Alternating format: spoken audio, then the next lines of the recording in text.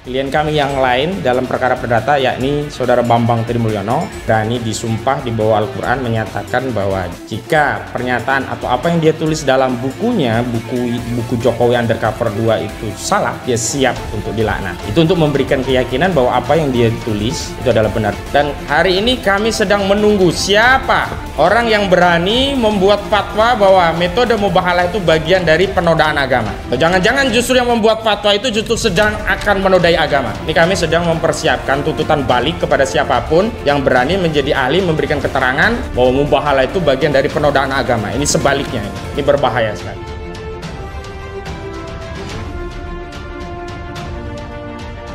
Bambang Trimulyono, pelapor ijazah palsu Presiden Jokowi, ditahan di rutan Mapolresta Solo.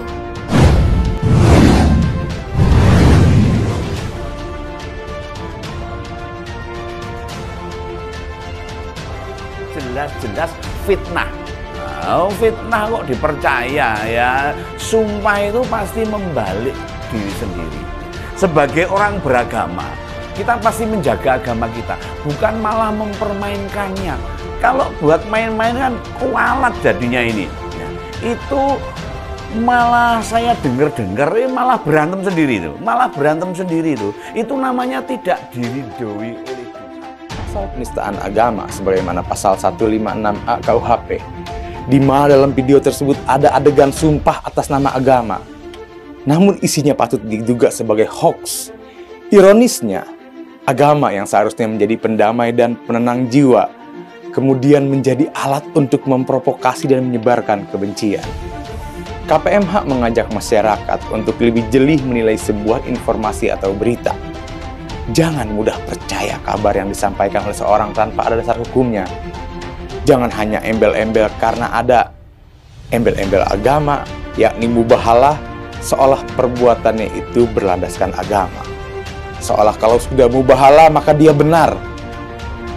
Mubahalah tetap haruslah bersandar pada fakta, bukan hanya mendengar katanya-katanya. KPMH mendesak kepolisian agar lebih maksimal dalam penegakan hukum di bidang cybercrime, menindak siapa saja yang selalu menanamkan kebencian dan permusuhan di kalangan masyarakat. Apa yang diucapkannya itu sudah satu lagi sangat jauh daripada rasional. Menggugat ijazah, mengatakan ijazahnya palsu. Meskipun kepala sekolah SMP tempat Jokowi belajar di sana sudah ngomong, datanya ada, guru Jokowi pas ketika masa sekolah juga berbicara, kawan sebangku Jokowi ketika sekolah berbicara.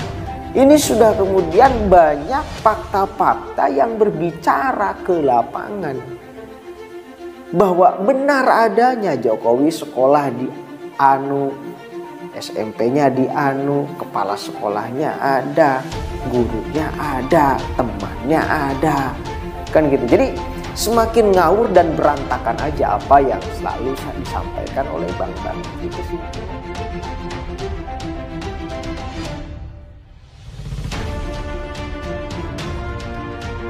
Kasus gugatan ijazah palsu Presiden Jokowi oleh Bambang Trimulyono memasuki babak baru meski sempat meredup. Diketahui Bambang Trimulyono ditahan di rutan Mapolresta Solo. Kepala Kejaksaan Negeri atau Kejari Solo, yakni DB Susanto, membenarkan perihal penahanan tersebut. Menurutnya Bambang Tri berstatus sebagai tahanan titipan di Kejari Solo. Benar dititipkan di rutan Mapolresta Solo, kata DB Susanto saat dihubungi. Susanto memaparkan Bambang Trimulyono ditahan atas kasus dugaan penyebaran berita bohong. Dia disangkakan dengan pasal 14 ayat 1 Undang-Undang Nomor 1 Tahun 1946 tentang Peraturan Hukum Pidana Junto Pasal 55. Bersangkutan ini diduga melakukan perbuatan dengan menyiarkan berita atau pemberitahuan bohong dengan sengaja menerbitkan keonaran di kalangan masyarakat, ujarnya. Meski demikian, Susanto menegaskan jika penahanan tersebut merupakan pelimpahan kasus dari Mabes Polri dan Kejaksaan Agung. Itu di tahap kedua. Kita sedang mempersiapkan surat dakwaan, segera mungkin kita limpahkan, kata DB Susanto. Perkara dari Mabes Polri ke Jaksa Agung karena lokusnya di Malang kemudian boleh disidangkan di Solo karena banyak saksi yang diperiksa di sini. Lanjutnya, lebih lanjut Susanto menyebut tidak hanya Bambang Trimulyono yang ditahan, ada juga Sugi Nur Raharja yang diduga melakukan penyebaran berita bohong dengan menggunakan podcast di channel YouTube. Dia akan melaksanakan wawancara podcast di mana isinya diduga hoax. Kalau kurang lebih saksi ada 25 orang yang merupakan warga Solo, sehingga persidangan di Solo jelasnya.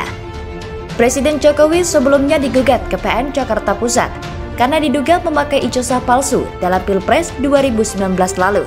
Gugatan itu terklarifikasi sebagai perkara perbuatan melawan hukum.